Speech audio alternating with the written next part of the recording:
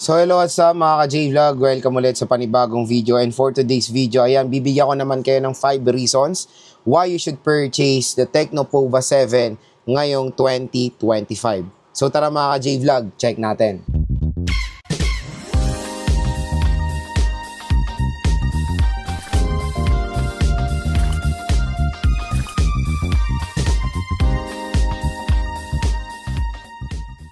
So yan, shoutout po sa mga nakanood ng ating unboxing review. Sa unboxing and first impressions natin dito sa Tecno Pova 7. So ito po ay bagong labas or fresh na fresh pa rin sa market na device. At ang nakakatuwa kasi dito is an entry-level gaming device. Sobrang mura lang nung kanyang price tag. At ang maganda dito, pag binili nyo to sa ating link dito sa view products na yan, mas mura or below SRP nyo pa makukuha itong Tecno Pova 7. So ano pang hinihintay nyo? I-click nyo na lang po yung view products dito para ma-redirect kayo sa below SRP na device na to. Tapos meron din tayong link sa description box. I-click nyo na lang din yan kung interested din kayo. Meron pa tayo isang link na sa description box. I-check nyo na lang din. Pero ito na, para mabilis lang, view products, i-click nyo na yan mga J-Vlog. Usapang SRP tayo dito sa Tecno Pova 7. So ang Tecno Pova 7 is merong SRP to. Meron tong 2 variants. Meron tayong 8GB 128 at 8GB 256. So yung 8GB 128 is 6999. Tapos yung 8GB 256 is 7999. Tapos itong kinuha natin is of course yung 8GB 256GB of internal storage. At nakakatuwa nga dito sa ating view products na yan, mura natin to nakuha, nasa 6 plus. I think 6.7 or 6.9 natin ito nakuha tong Tecno Pova 7. Huge discount sa kanyang SRP na almost 8,000 pesos. So again, marami pa rin natatakot bumili online. Huwag kayo matakot bumili online. As long as dyan sa view products natin na yan, dyan kayo bibili, mariredirect kayo sa murang Tecno Pova 7. Tapos, sa official store nila yan eh. And pag ni-receive nyo, i-video nyo, tapos, while unboxing, para kunyari may discrepancy sa delivery, may mapapakita kayo as a proof doon sa online. Pero ako, ilang years na tayong ma-order sa online, 5 years na lahat ng smartphones natin dyan galing sa online. Pero, wala po tayong na-experience na any discrepancy. Kaya again, so doon lang kayo sa mga bibili sa trusted na shop. Kung medyo, too good to be true na yung presyo, kasi meron ako nakikitang ganyan minsan, Infinix Hot 50 Pro ba yun? Nasa 3,000. Too good to be true, click nyo yun, tapos i-check nyo sa baba, scroll nyo, tingnan nyo kung Shopee Mall, at tingnan nyo kung galing sa mall mismo. Kung hindi, X kayo dyan. Doon lang kayo bibili sa mall ng online para meron kayong 100% na trust or guarantee. Okay? So, ang napili nating color dito mga ka-J-Vlog is yung kanilang Hyper Titanium na for me, nare-resemblance din dito yung Desert Titanium ng iPhone 16 Pro Max. At ang nakakagulat dito sa Tecno Pova 7, even though it's a polycarbonate back, medyo may kabigatan itong device na to. Bakit? Dahil ang battery nito malaki, 7,000 mAh. Pero nakakatuwa, na-maintain nila yung slim design nito even though malaki yung battery capacity ng device na to. So again, dito sa video na to, i-share ko sa inyo yung 5 reasons ko why you should purchase the Tecno Pova 7 ngayong 2025. So first reason natin mga ka-J-Vlog, screen. Napakalaki ng screen nito, 6.78 inches. And again, doon sa first impressions natin, maraming nalito ako rin, May nagsasabi kasi sa online or sa spec sheet sa online na AMOLED siya. So, hindi po talaga siya AMOLED. LCD siya at tinatawag ni Tecno to na vivid display. So, in short, LCD. Okay? So, hindi siya AMOLED. Yes, maganda naman yung color reproduction ng display niya. Mataas ang resolution kasi nito, Full HD Plus 1080p. At good news, support niya 120Hz screen refresh rate. So, sa refresh rate nitong Tecno Pova 7, you can customize yung refresh rate doon sa mga applications.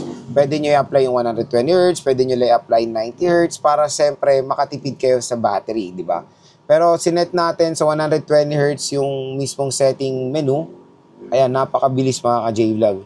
Super snappy, super smooth din itong Tecno Pova 7. Kaya display na ito, all goods. Kaya yun yung isang reason kung bakit magandang bilhin itong smartphone na to. Second reason, wala na iba, chipset. Chipset is the MediaTek Helio G100 Ultimate. Maraming nag-expect na G200 ito. Pero again, the G100 Ultimate is a good chipset yan, especially for entry-level smartphones. Pwede tayo maglaro dyan ng mga heavy games. Genshin, COD, WoWa. Kayang-kaya nito. So, abangan nyo na lang sa ating game test to. Comment down below kasi syempre hindi naman tayo familiar sa mga mobile games. Mag-comment kayo kung ano bang gusto nyong i-test natin sa POVA 7. Gagawin natin yan. Kasi ito, gagawin tong daily driver ng wife ko. So, magiging permanente sa amin tong POVA 7. Hindi ko siya i-dispose. Kaya, ayun, comment lang kayo kung ano yung mga gusto nyong games. Gawa natin ng game test, di ba? Third reason mga ka-J-Vlog, design and aesthetic. So again, meron kasi mga consumers, diba, yung mga nagfo-focus sa gaming. Gusto nila yung very futuristic na design. Maganda tong POVA 7. In fairness, yung design na ito, napaganda. And even the form factor, hindi nyo akalain, pag tinignan nyo to sa malayon, hindi nyo akalain na polycarbonate ang back nito. Akala ko nga metal eh. To be honest, akala ko metal. Yung parang doon sa Infinix Hot 50, Infinix Note 50 na metal frame. Hindi, polycarbonate ang back nito and even yung frame. Kaya napakaganda. Tapos yun nga, pag tinatap natin siya, para siyang may spring type. Para lang yung feel, parang spring. Ayan o. So, pulido yung pagkagawa sa Tecno POVA 7. And yung design niya napaganda. Very unique na rin yung camera module, pero nagre-resemblance yung camera module nito sa bagong Honor 400. So, I think ito na rin yung magiging bagong design or trendy design ngayon sa camera module. Kaya pag gagamitin nyo to outdoor, matik, akalain nila Honor 400 or even Tecno POVA 7 kasi konti pa lang yung nagkakaroon ng ganitong design ng camera module. So, again, design and aesthetic, maganda dito sa smartphone na to. And marami ring mga consumers, again, ulitin ko, may mga certain consumers pag bumibili ng smartphone, design din and aesthetic ang tinitignan. And of course, yung form factor and yung durability. Yun yung maganda ring reason dito sa POVA 7. Makakuha to na attention ng mga consumers. Fourth reason mga ka-J-Vlog, speakers ang panalo rin dito. Dual stereo speakers. Dual stereo speakers siya, tapos support niya pa ang Dolby Atmos. Kaya pag maglalaro kayo dito, matik, may enjoy nyo yung listening experience nyo dito. Kasi kahit na matakpan nyo yung isang speaker dito, meron pang isang speaker, di ba? Hindi siya magdi-distort. At syempre, stereomatic, bass quality is outstanding. Tapos support pa ng Dolby Atmos for immersive premium experience, di ba? Kumbaga, solid ang speakers na itong device na to. At ang pinakalas mga ka-J-Vlog, wala nang iba, battery. Battery, ang pinakamaganda rin ditong feature ng Tecno POVA 7 is 7,000 din ang milliampere niya. Biruin mo, for an entry-level smartphone to have a 7K battery, grabe, hands down. Paniguradong hindi lang to makakuha ng attention ng consumers na focus is gaming. Makakuha to ng attention ng consumers na mahilig sa malalaking battery capacity. Kasi meron tayong mga consumers na delivery riders, di ba? Parati nilang gamit ang smartphone nila. Gusto nila may makunat na battery. Ito, masasuggest ko sa inyo POVA 7. Okay na okay siya as a navigating tool nyo rin kasi malaki yung display. Tapos for example, naghihintay kayo ng mga booking nyo, pwede kayo maglaro dito sa smartphone na to ng super smooth. So, battery performance, outstanding. Ito yung huge advantage ng POVA 7 sa mga competitors niya.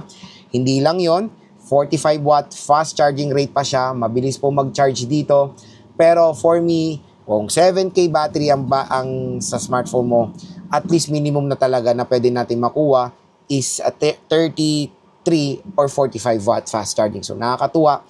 45 watt fast charging, kaya asahan nyo in 1 hour lang. 1 hour or 30 minutes siguro, mo full charge niya. Or siguro less than 1 hour, mo full charge na rin itong Tecno POVA 7. So again mga J-Vlog, yan po ang ating yun mga J-Vlog, ang ating 5 reasons why you should purchase the Tecno POVA 7 ngayong 2025.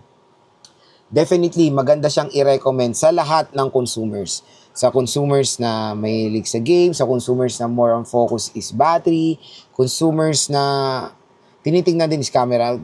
Not bad din ang camera nito kaya sa full review natin, itatry natin yung full potential ng camera niya. Camera test, video test, lahat. Abangan nyo na rin yan sa ating Reels and TikTok. At kung interested nga kayo dito, Ulitin ko, view products, mga ka-J-Vlog, nandiyan. View products, i-click nyo na lang yung view products para ma-redirect kayo sa murang Tecno Pova 7 dahil sa 7.7 Matic, sobrang mura na lang netong smartphone na to, below SRP.